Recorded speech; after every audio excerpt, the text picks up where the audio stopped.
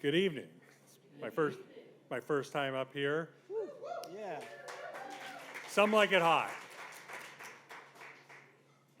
I'm here to tell you about the hottest thing I've ever seen in my life and ever felt in my life.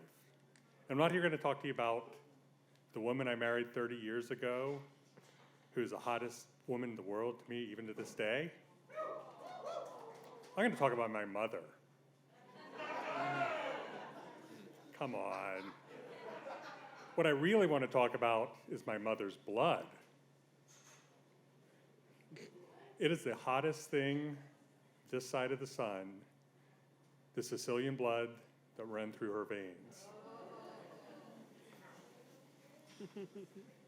But before I get into that, let me give you a little visual. It's 1979, 5'2",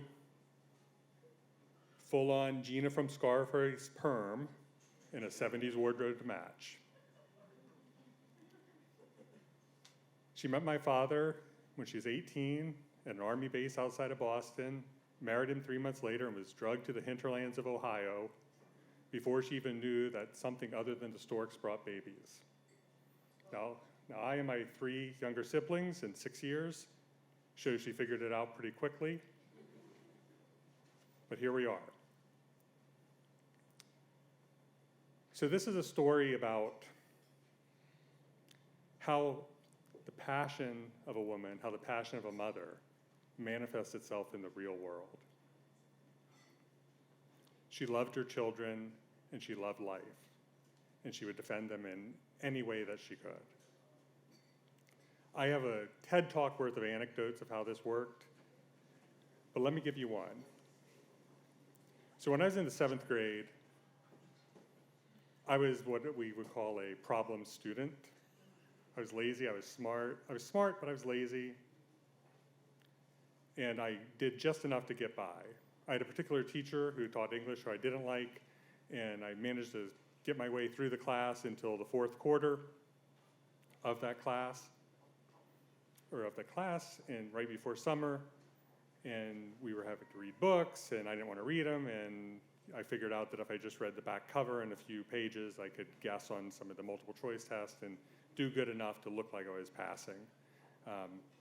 But sure enough, the last day of school, we got our report cards we were supposed to bring home, which my mother cared very much about, and I had a 68, which in those days was a failing grade, and panic struck.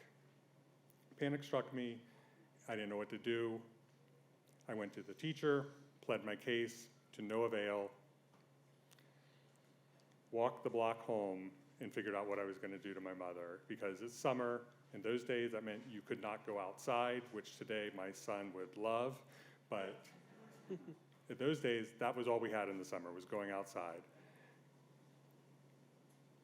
So I paused at the door, and I decided I was going to grab the bull by the horns. I was basically going to lie. And so I pushed open the door, report card in hand, and screamed up the stairs, "Mom, you can't believe what happened. Mrs. Feth cheated me." My mother, I have the image to this day, at least as I see it, bounded down the stairs like a gazelle, in her bra and slip. It was 3 o'clock. I don't know what she was doing in her bra and slip at 3 o'clock, but whatever. She said, "What happened?" And I said, "I should have had an 82 and I got a 68, and she told me that the grades she gave me weren't actually what she wrote in her book, because in her mind, a C was a 60, not an 80. You know, and yada, yada, yada, went on. And so my mom said, "Hold on." Bounded back up the steps just like the gazelle that she was, came down, dressed appropriately for going outside, and grabbed my arm, and we drug me up the street as a 12-year-old back to see the teacher. She went in, lots of expletives were happened, the word whore might have been used. the level of embarrassment for a 12-year-old is pretty low, so, you know, it was well past when whore was used. And we went out, and that was the last we ever spoke of it. Now, I was obviously in the wrong. I obviously tricked my mother. But what I learned that day was love is love, and passion is passion, and you stand up for your family no matter what. It's a lesson I learned that day that carries with me to today. And what it proved to me is that while some may like it hot, with respect to my mother, I love it hot. Thank you.